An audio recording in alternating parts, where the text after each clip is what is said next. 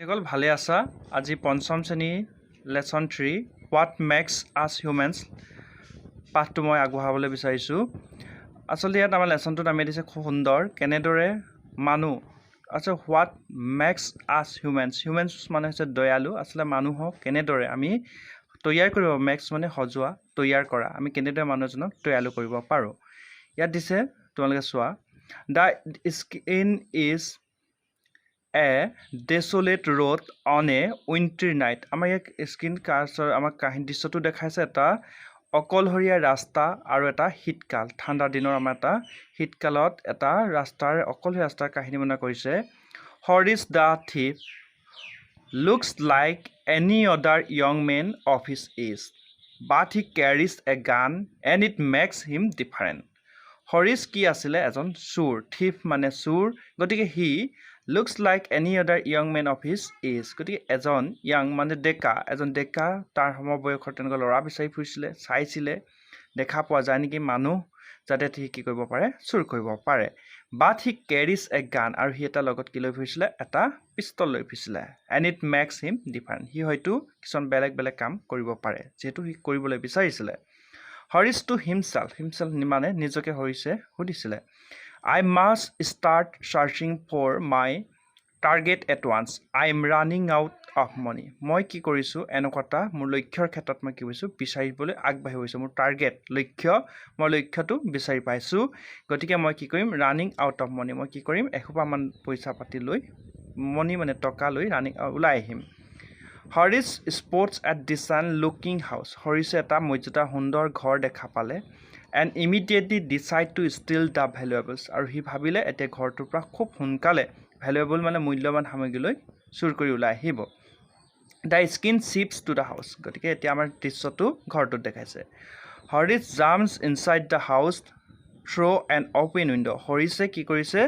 খিৰিকীৰে ঘৰ ভিতৰলৈ সোমাই আহিলে open window মানে খিৰিকী খোলা খিৰিকীৰে ভিতৰলৈ সোমাই আহিলে suddenly he sees light coming from one of the rooms আৰু হি দেখা পাইছিলে এটা ৰুমৰ পৰা কি কৈছিলে লাইটৰ পোহৰ আহি আছিলে he takes out his gun and enters the room আৰু হি কি কৈছিলে হাতত পিস্তলটো ললে আৰু ভিতৰলৈ ৰুমৰ মাজলৈ সোমাই গল কোঠাটোলৈ সোমাই গল he finds an old man lying in his bed হি দেখা পালে যে এজন বুঢ়া মানুহে কি কৰিছে বিছনাখনত lying শুই আছে বা বহি আছে Harish stands near the bed and points his gun at the man হৰিছে কি কৰিলে খৰ খেদাকৈ কি কৰিলে সেই বয়োজ্যেষ্ঠ ব্যক্তিজনৰ ওচৰৰ বিছনাখনত থিয় হ'ল আৰু মানুহজনৰ মুখলৈ পিস্তলটো আগবঢ়াই ক'লে there is a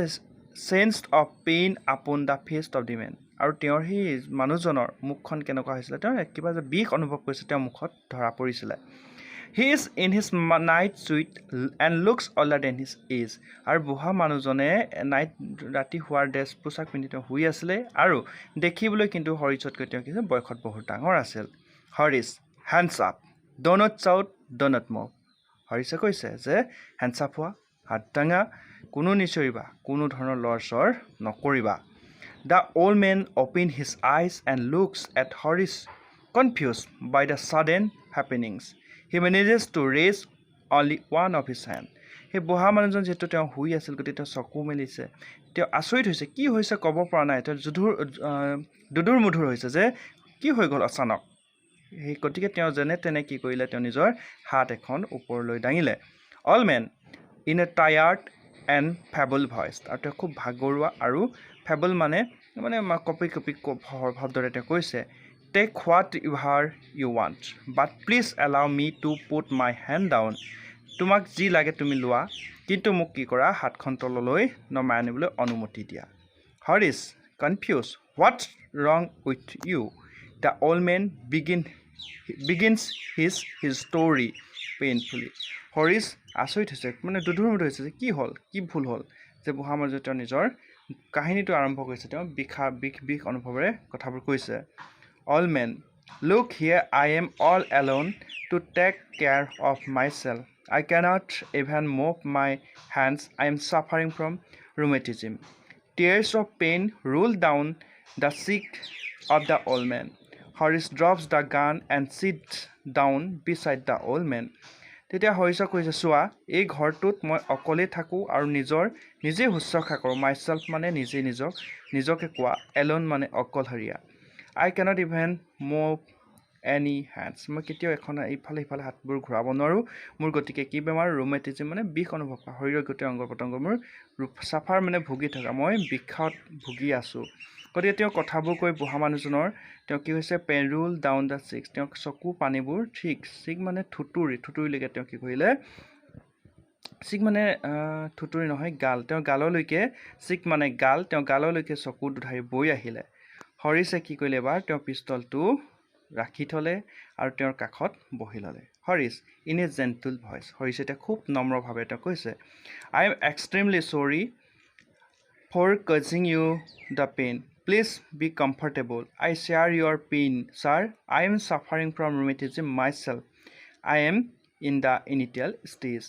মই খুব দুখী আপোনাক যে মই আজি এনেকৈ বিষত থাকিও আপোনাক মই এইখিনি কথা এনেকুৱা ধৰণৰ কাৰণ বিচাৰিলোঁ অনুগ্ৰহ কৰি এতিয়া আপুনি সহজ হওক ময়ো মোৰ নিজৰ এই পেইন যে বিষ অনুভৱবোৰ হয় বিষয়ে আলোচনা কৰিম কথা পাতিম ইয়াৰ উপৰি ময়ো কি কৰিছিলোঁ এই বিষত ভুগি আছোঁ myself I am in the initial stage মই যেতিয়া প্ৰাৰম্ভিক পৰ্যায়ত আছিলোঁ old man then you will suffer like me in the old age তেনে তুমিও তেতিয়াহ'লে মোৰ দৰে এনেকুৱা বয়সত তুমিও এই ৰোগত আকৌ ভুগিবা হৰি sir I am taking the medicines as prescribe by the doctor but the pain and swelling are terrible sir কিন্তু মই এতিয়া কি কৰিছোঁ মেডিচিন মানে দৰৱ ঔষধ প্ৰেছক্ৰাইব মানে ডাক্তৰে আমাক যিখন দৰৱ পাতি লিখি দিয়ে সেইখন ডক্তৰে যিবিলাক দিয়ে ডাক্তৰে সেইখনক কি কয় প্ৰেছক্ৰাইব বুলি কয় ইংৰাজীত আমাক চিকিৎসাৰ বিধান প্ৰেছক্ৰিপ্ট মানে হৈছে চিকিৎসাৰ বিধান আমাক ডাক্তৰে দিয়া প্ৰেছক্ৰিপ্টখন আমাৰ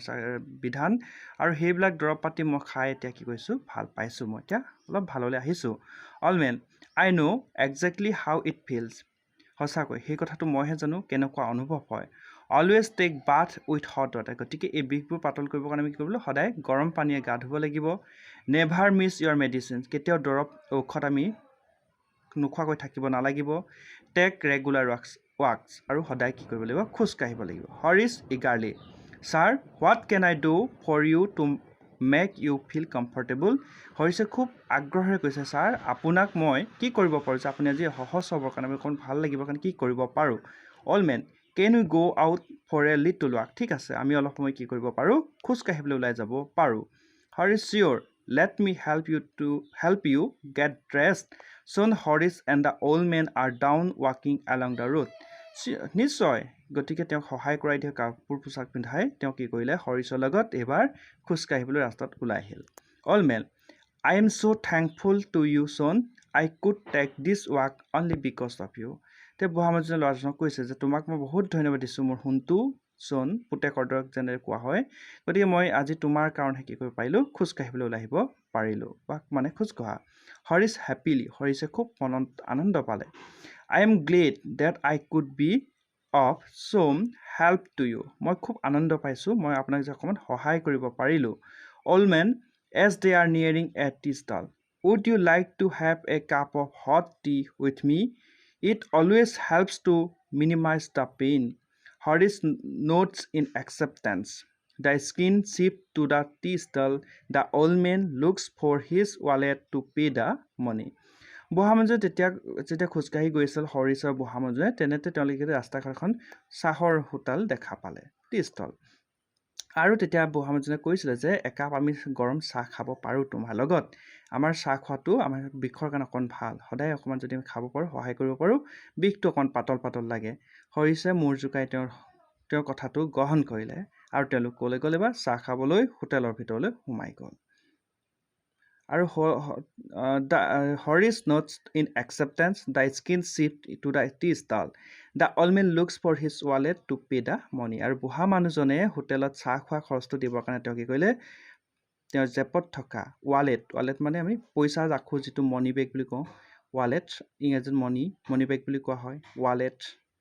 গতিকে তেওঁ পইচা ৰখা বেগটো তেওঁ বিচাৰিলে old man I forgot my wallet at home I am so' sorry গতিকে বুঢ়া মানুহে কৈছে মই কি কৰিলোঁ মই পাহৰি গ'লোঁ ৱালেট মোৰ সেই পইচা ৰখা বেগটো আনিবলৈ ঘৰত থাকি আহিলে মই আজি দুখিত Harish smiling at the old men বুঢ়া মানুহজনে হৰিছে হাঁহিৰে ক'লে I shall pay the money for tea tonight. Next time when we come here, it will be your turn. আজি মই কি কৰিম আজিৰ মই পইচাটো এতিয়া মই দি দিম আজি চাহ খোৱা ৰাতিৰ যি কাপ চাহ আমি খালোঁ মই তাৰ পইচাটো দি দিম কিন্তু যেতিয়া আহিম next time when we come here যেতিয়া ইয়ালৈকে পুনৰ আমি যেতিয়া আহিম তেতিয়া কিন্তু তুমি দিব লাগিব The old man smiles at Horace বুঢ়া মানুহজনে হৰিছলৈ চাই হাঁহি এটা মাৰিলে Horace enjoys the best cup of tea of his life with the old man হৰিছে আজি দিনটো খুব সুন্দৰকৈ খুব ভালদৰে তেওঁ কি কৰিলে চাহ কাপ খাই এটা বুঢ়া মানুহজনৰ বয়োজ্যেষ্ঠ ব্যক্তিজনৰ খুব সুন্দৰ দিনটো পাৰ কৰিলে গতিকে আমি গম পালোঁ পাঠটোৰ যোগেদি যে এজন মানুহ কেনেদৰে ভাল হ'ব পাৰে সেইটোৱে আমাৰ লেচনটোৰ লক্ষ্য আছিলে যে হোৱাট মেক্স আছ হিউমেন এজন মানুহ আমি কেনেদৰে দয়ালু হ'ব পাৰোঁ কেনেদৰে আমি পাৰোঁ সেইটোৱে কথা ধন্যবাদ